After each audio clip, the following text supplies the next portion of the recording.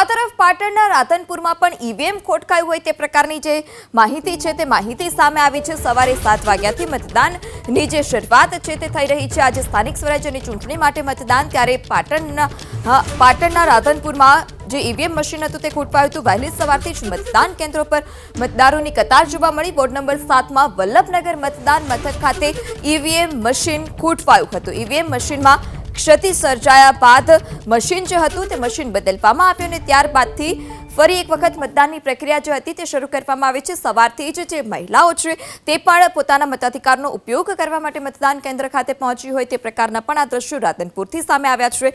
રાધનપુર પાલિકાની ચૂંટણીને લઈ આ સમાચાર, જ્યાં ઈવીએમ પહેલા ખોટવાયું હતું અને ત્યારબાદ મશીન બદલાતા મતદાન શરૂ।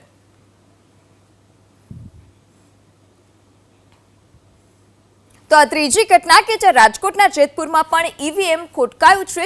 ઈવીએમ મશીન બદલવામાં આવ્યું અને ત્યારબાદ ફરી એક વખત જે મતદાન હતું તે મતદાન શરૂ કરવામાં આવ્યું છે। હાલ અત્યારે શાંતિપૂર્ણ માહોલમાં મતદાન ચાલી રહ્યું છે। ચૂંટણીમાં વોર્ડ નંબર 5 અને 8માં ઈવીએમ જે મશીન હતું તે મશીન ખોટવાયું હતું। દેસાઈવાડી વિસ્તારમાં ઈવીએમમાં ક્ષતિ સર્જાઈ હતી। વોર્ડ નંબર 5 અને 8ની ઘટના કે જ્યાં ઈવીએમ મશીન ખોટકાયું। વહેલી સવારથી જ મતદાન કેન્દ્ર પર મતદારોની લાંબી કતાર હતી। 11 વોર્ડના 1.4 લાખથી વધારે મતદારોનું ભાવિ ઈવીએમમાં કેદ થશે। જેતપુર પાલિકાની ચૂંટણીમાં વોર્ડ નંબર 5 અને 8માં ઈવીએમ ખોટવાયું હતું। જેતપુર દેસાઈવાડી વિસ્તારમાં ઈવીએમમાં ક્ષતિ સર્જાઈ। ઈવીએમમાં ખામી સર્જાતા જ મતદાન કેન્દ્ર બહાર મતદારોની હતી તે લાંબી કતાર જોવા મળી। દેસાઈવાડી ચપાડિયા સ્કૂલમાં ઈવીએમમાં ખામી સર્જાઈ। પ્રિસાઇડિંગ ઓફિસરની હાજરીમાં જ ઈવીએમ મશીન બદલવામાં આવ્યું।